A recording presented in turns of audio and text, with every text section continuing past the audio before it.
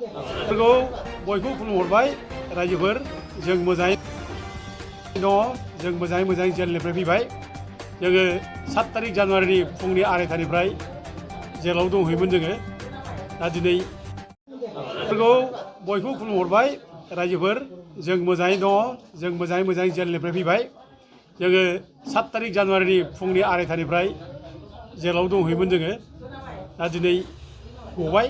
जोङो 91 दिन फुरा 3 मास जेल जादों जोङो दा जोंखौ नङै केसाव जोंखौ फान्दायनानै जेल जाहोदों जे जोंलायनो एकेबारे भारत राष्ट्रनि बेरेखा जुद्ध नांनो थाखाय हाथियार बुथुमदों आरो माने उग्रपन्थीजों माने दल गठन खालामदों बेबायदि मोनसे बानायनाय मोनसे केस होनानै जोंखौ जेलाव जोबदों दा दुखुनांथाव बेबायदि जुदि जायोब्ला जे बिराद अननाय जायो मोनसे न'खरखौ धंस खालामनो नागिरनाय बेयो अननायल' नङा बे पापनि बाथ्रा जायो दा दिनै बिक्रमखौ मिथिगौ आङो बिक्रमआ सासे कन्ट्राक्टर मानसि निर्दोषि मानसि आरो हितेश बसुमतारी बेबो सासे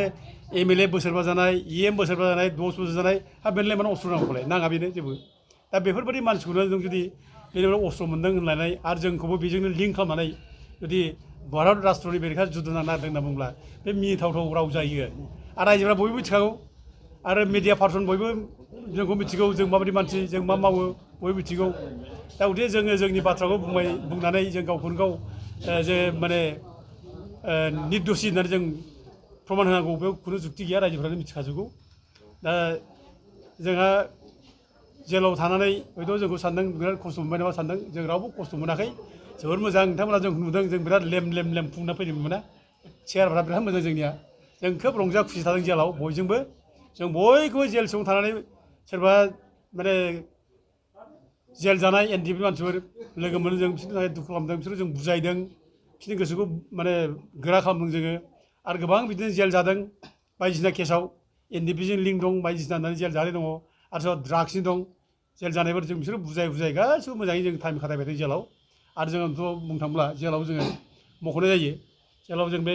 माने जेल सिङाव जेल जानायफोरनो जोङो एखेबारे बे जेसेबां माने ड्राग्स लाग्रा बिसोरखौ जों बुजायनानै जों बिसोरो समायखिरा लादों दिनैनिफ्राय जों ड्राग्स जाला बिदि समायखिरा लादों जों मन्दिरावनो शिब मन्दिराव आरो लोगोसे बिसोरखौ जों खानाय दिनै सिन होनानै जोङो जाहाथे गबोब्ला जाहाथे माने जाख्लाया बे बाथ्राखौ जों बुजायदों जोबोर मोजां जादों बयबो मोजां मोनदों जेल सिङाव मोजां मोनदों फुर्ति थादों आरो जों खेला दुला जों जेलाव होबाय थादों जाहाथे बयबो फुर्ति थानो हायो दा बेबायदिनो जेलाव थानाय समाव मोनसे मोजां खबर जादोंबा जोंहा दिनै जे जोङो थांनाय जानाखि 2014निफ्राय जों नबसरनायाव जों केस होदोंमोन बे केसाव जे जों देरहानो हादों दा बे निउसखौ मोननानै आं जेलाव मोननानै जोबोद खुसि मोनदों आरो बे गिदिर देरहानाय जोंनि थाखाय बियो बर' जाथिनि थाखाय बिराद गिदिर देरहानाय बियो बे जोंनि गोसोखौ खोब मोजांसिन मोनदों मन'बल फैदों जोंहा दा बे निउसखौ बयबो रायजो राजा मिथिदों मिथिनाय बयबो गोजोननाय मोनदों दा बेनोल' आं बे बाथ्राखौ उनाव बुंबावगोन दा बे सोरनि षड़जन्त्र होनना बुंब्ला दा आं रोखा बुंनो हायो जे 6 तारिख बेलासियाव जोंहा मिटिं जादोंमोन BTCआव प्रमद बर'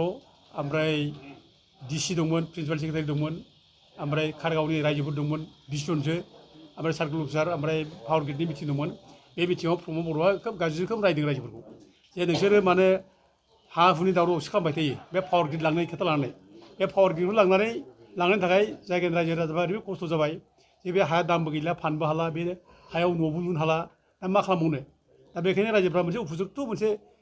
माने कम्पेनसेसनफोर लुबैदोंमोन बिसोर बिसार मोनसे लुबैदोंमोन दा बेखौ होनो गोसो गैया प्रमद बर'आ सिगिदों बे समाव जे नोंसोर दा मानो होबथादों बोलाय बेथ' BTCखौ बदनाम खालामो नोंसोरो बिदिब्ला आर्मि पुलिसजों लानानै नोंसोरखौ होख्रांनानै खालामनांगोन ओरै बुंदों अब्ला आं प्रमद बर'खौ बुंदोंमोन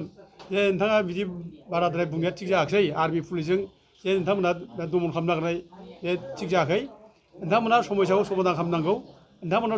समाधान खालामनो थाखायसो रायजोफ्रा फैदों आं बे बाथ्राखौ बुंदों आरोखि दा बिथाङा खोब लाजिनाय मोनदों दा बिदि बुंनायनि थाखायनो हयथ' बिथाङा आंखौ माने मोनसे जेद लादों आरो प्रिन्सिपाल सेक्रेटारि बुंदोंमोन जे बे नोंथांमोननि MPआनो आयेन बानायदों नोंथांमोननि MPआ आयेन बानायनो थाखायनो जों कम्पेनसेसन होनो हाया गरसेबो फैसा होनो हाया ओरै होनना बुंदों आं अब्ला बुंदोंमोन जे सोर MPआ बानाया सोर MPआ बानाया आं बे बाथ्राखौ बे मिथिङाव बुंदोंमोन जे नोंथांमोना भुल खोथा बुंनो नाङा जे जोंनि रावबो MP बानायाखै आरो जोंनि MPआ बानायदों होननानै नोंसोर भिक्टिम जा होननानै जों रायजोफोरखौ माने सिगिनाय जादों आरोखि दा गथिखे आं बेफोर बाथ्रा बुंनायाव हयथ' बिसोर बिराद लाजिनाय मोनदों दा जारफले 6 तारिखआव मिटिं जाबाय बेलासि 4टायाव 7 थारिख आंखौ आरायथायाव मोनायाव आंखौ लांफैयोबो दा बे हिसाबै बिनि जरित दं बेखौ आं सानो ओमफ्राय लोगोसे बिनि बादैबो जोंना दुलाराय बर' फरायसा आफादा आंनि एगेन्सै ओमफ्राय जनाल बसुमतारी एगेन्सै चिराङाव धालिगाव केस होदों धालिगाव ओमफ्राय बेखौ केस होग्रा दिलीप बसुमतारी होननाय बे माबानि मा होनो बिजनि थिंजायनि बे होदों एबसुनि सेग्रा ओमफ्राय लोगोसे क'क्राझारावबो जोंखौ केस होदों क'क्राझार एबसुनि जेनेरेल सेक्रेटारि होदों ओमफ्राय बिनि डेपुटि माने स्पिकार बेबो जोंखौ केस होदों दा गथिखे बेनिफ्राय जों रोखा मोननो हायो जे दिनै दिफेन बर'मोनहा जोंखौ बोरैबा दमन खालामनो हायो जोंखौ बोरैबा सास्ति होनो हायो बे बाथ्राखौ सिन्था खालामनो हादों आरो बे सिन्था खालामनायजों कनस्पिरेसि खालामनानै दिनै जोंखौ जेलाव जोबनानै दोनदों आं सानो आरो जेरै जेलाव जोबनानै दोननाया बिसोरनि थाखाय देरहानाय नङा बे बिसोरनि थाखाय जेननाय बियो गिदिर जेननाय बियो जों देरहानाय जों सैथोनि खामानि मावगासिनो दं रायजोफ्रा जोंखौ मिथिगौ जों रायजो राजासो खामानि मावगासिनो दं दा जोंबादि मानसिखौ जे दिनै जेलाव जोबनानै दोनबाय बेनिफ्राय दुखुनांथावसिन मा जानांगौ जे जोंथ' रायजोथ' गाज्रि मावाखै जों रायजोनि मावगासिनो दं दिनै नबसरनायाव केस होनाय बेथ' रायजोनि खामानि बियो जे जों देरहाबायबो दा नबसरनाया रायजोफोर नबसरनाया एमपि दानजासिगोन बिहा बिनि सार्टिफिकेटआ इनभेलिड जाबाय अलरेडि बियो थाबैनो बिनि एमपिआ दानजासिगोन आरो बे एमपि दानजाब्ला बिनि इसिबां बेथन जानाय बे इसिबां माने बेनिफिट लादोंमोन भारत सरकारनिफ्राय बे गासिबो रिटार्न बे होफिनजोबनांगोन बे बावैसो उनाव बे जासिगोन बे आरो आं दा जेलाव जेलनिफ्राय फ्रि जानाय लोगो लोगो आं दा बे खामानिखौ मावजोबसिगोन ओमफ्राय लोगोसे जायफ्रानाखि ट्राइबेल नङि मानसिफ्रा ट्राइबेल सार्टिफिकेट लानानै ट्राइबेलफोरनि माने साख्रियाव सेना लादोंमोन दा दिनै बेखौबो जों दिनै माने न्याय मोनबाय जों हाइकर्टआ दिनै बिसोरनि सार्टिफिकेटखौ माने गासिबो उइद्र' खालामबाय होननानै बे हाइकर्टआव दिनै माबाया WPDBCआ दिनै लिरना होनांबाय दाउथे बेबो जोंनि थाखाय देरनाय बे जोंनि थाखाय रंजानाय बाथ्रा खुसि मोननाय बाथ्रा आं जेलाव बे खबरखौ मोनदों आं जोबोद मोजां मोनदों आं जोबोद फुर्ति थादों जेलाव बेफोर खबरखौ मोननानै आरो दा मोननै जिनिसखौ आं बुंनो हायो रायजो राजानि सिगाङाव बर'नि देरसिन समस्यानो मोननै बे जाहैबाय मोनसेया हा हुनि समस्या लेन्ड प्रब्लेम आरो मोनसेया जाहैबाय रिजार्भेसन प्रब्लेम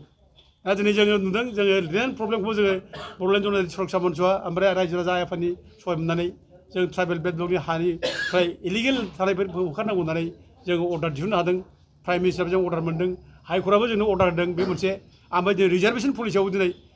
ट्राइबेलनि एमपि सिटखौनो जों फाननानै जाबायमोन जोंहा दुखुनांथावै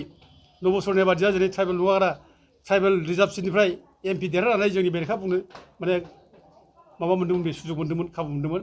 जे दिनै बे जोब्बाय गैलिया जों बेयाव देरहाबाय दा फैगौ दिनफ्राव जायनाखि MLA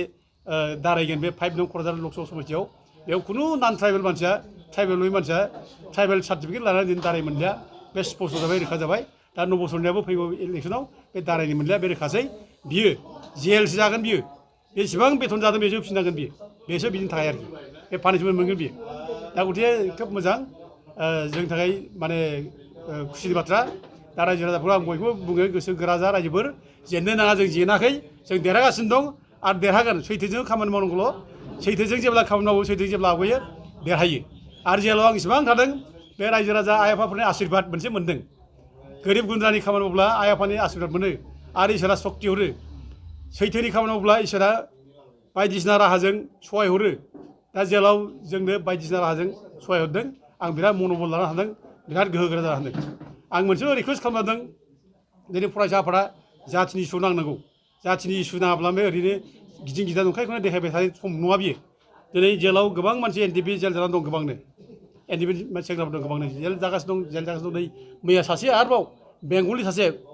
माबा नंबाय आं बेखौ लिरदों बेंगलि बे माने कर्टआव FIR जानांगौमोन नुजानांगौमोन बे थाङाखै ओजों बुंनो हाबाय थांना होनना बुंबाय जोंहा जोङो लिडारफ्रा बुंनो हाबाय थांना कर्टआव नुजानाङा नोंसोर केसा जोबखासिगोन होनना बुंबाय